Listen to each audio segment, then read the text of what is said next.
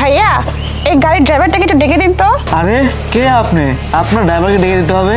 আমি হচ্ছি এই গাড়ির মালিক, আমি একটু মার্কেটে যাব, আপনি যান গিয়ে একটু ড্রাইভারকে ডেকে নিয়ে আসুন। উনি এই গাড়ির মালিক। এই মালিক কে জানেন? এই গাড়ির মালিক কে জানেন? হ্যাঁ, এই মালিক হলো কেন আমাদের বস। আর আপনি কি শাড়িটাটি পরে আসে বলতেছেন এই গাড়ি আপনার? হ্যাঁ, আমি তো আপনাকে সে কথাই বলার চেষ্টা করতেছি যে আপনার যে স্যার উনি হচ্ছেন আমার হাজবেন্ড, আর সেই সূত্রে তো আমি এই গাড়ির মালিক। আপনি যান গিয়ে ড্রাইভারকে ডেকে নিয়ে আসুন, আমি মার্কেটে যাব। মামা এই মহিলাটা বলে কি? হ্যাঁ, এই মহিলাটা কি আমার বসের বউ? আর আমার বসের বউ হলে পরে কি এরকম তো শাড়ি পরে? হ্যাঁ, আরে ভাই আপনি থামেন, চুপ করেন, আমি যেটা বলতেছি সেটা শুনেন। আমি তো বলতেছি এই গাড়ির মালিকটা হচ্ছে আমি, আপনি যান গিয়ে ড্রাইভারকে ডেকে দিন, আমার তারা আছে। ও তারা আছে? হ্যাঁ, বুঝতে পারছি তারা আছে কিসের জন্য।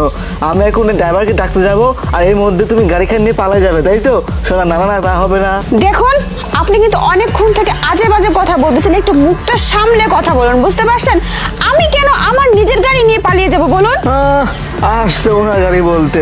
মহিলা, আপনি এখান থেকে যাবেন নাকি? হ্যাঁ, না ঘাট ধাক্কা থেকে তাই দেবো, যান এখান থেকে। দেখুন ভাই, আপনি অযথাই আমার সাথে তর্ক করতেছেন, আমার সাথে ঝামেলায় জড়াচ্ছেন। আমি কখন থেকে বলতেছি আমার তাড়া আছে, আপনি প্লিজ দয়া করে যান না, আগে ড্রাইভারটাকে ডেকে নিয়ে আসুন একটু। আরে আমার কথাও তো আপনি বুঝতে পারতেছেন না। আমি আপনাকে বলছি এখান থেকে আপনি যান, আর যদি না যান তাহলে আমাকে পুলিশে বলবো, আর আপনি ধাক্কা দিবেন। আরে আরে কি বলতে- আরে যান। দেখুন আপনি কিন্তু কাজটা মোটেও ঠিক করতেছেন না। আমি আপনাকে বোঝানোর চেষ্টা করতেছি, আপনি বুঝতেছেন না, এর ফলটা কিন্তু ভালো হবে না। কি রে, তুই এখান থেকে যাবি নাকি দারোয়ানকে বলে তোর ঘাড় ধাক্কা দিয়ে এখান থেকে বের করে দেবো? আশিক, কি হয়েছে? তুমি এখানে কি করতেছো? আরে স্যার বলেন না, এই দেখেন না কোথা খাতে পাগল মহিলা আসছে, এই গাড়ি নাকি ওড়ানে বলতেছে। আরে প্রিয়া, তুমি হঠাৎ অফিসে চলে আসছো? আরে স্যার, এই মেয়েটাকে আপনি ওনাকে প্রিয়া বলে ডাকতেছেন? কেন, তুমি জানো না? উনি তো হচ্ছে তোমাদের ম্যাডাম। ও, তুমি তো নতুন জয়েন করেছো, সেজন্যই হয়তো জানো না ওর ব্যাপারে। কি বলেন স্যার? এই শাড়ি পরা মেয়েটা আপনার বউ? হ্যাঁ, আমি তোমাকে এই কথাটাই কখন থেকে বোঝানোর চেষ্টা করছিলাম যে আমি হচ্ছে তোমাদের স্যারের স্ত্রী, আর এই গাড়িটা আমারই। আমি কখন থেকে তোমাকে বলতেছি ড্রাইভারকে ডেকে তো আমি বাজারে যাব, কিন্তু তুমি তোমার কোনো কথাই কানে তুলতেছিলে না। আর সাহেব জানো, তোমার এই কর্মচারী আমার সাথে কত খারাপ ব্যবহার করেছে, আমার গায়ে পর্যন্ত হাত তুলেছে, অনেক বেয়াদবি করেছে আমার সাথে এতক্ষণ পর্যন্ত। কি, তোমরা এত বড় স্পর্ধা যে তুমি আমার স্ত্রীর গায়ে হাত তুলেছো?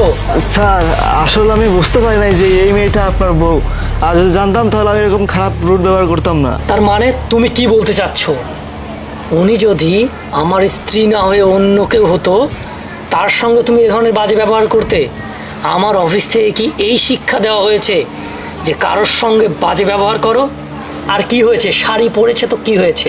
শোনো, আমার কোটি কোটি টাকা থাকতে পারে, কিন্তু আমার স্ত্রী, সে গ্রামীণ ঐতিহ্য বহন করে, সে বাংলাদেশের ঐতিহ্যকে ভালোবাসে, সেই জন্যই সে মাঝে মধ্যে শাড়ি পরে। আর শাড়ি পরলেই কি মানুষ খ্যাত হয়ে যায়? শাড়ি পরলেই কি মানুষ গরিব হয়ে যায়? শোনো, আজকালকে শুধু মডার্ন ড্রেস পরলেই মানুষ সভ্য হয়ে যায় না।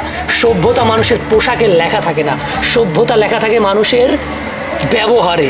আর তুমি যে ব্যবহার করেছো, তুমি একটা অসভ্যের ব্যবহার করেছো। আজকে ও যদি আমার স্ত্রী না হয়ে অন্য কেউ হতো না, তোমাকে আমি গণধুলাই দেওয়ার ব্যবস্থা করতাম। কিন্তু কথায় আছে না, ভিতরে শিক্ষা থাকলে অনেক কিছুই সংযত হতে হয়। তাই আমি সংযত হয়েই তোমাকে আর কিছু বলছি না। কিন্তু আমার এই কোম্পানিতে তোমার আর চাকরি করার কোনো অধিকার নেই। You are fired now. Sir please sir, আমাকে মাফ করে দিবেন, আমি আসলে বুঝতে পারি নাই স্যার। তোমার কোনো কথা শুনতে চাই না, গেট আউট। আচ্ছা, তুমি যেন কোথায় যাবা? যাও গাড়িতে ওঠো। ঠিক আছে।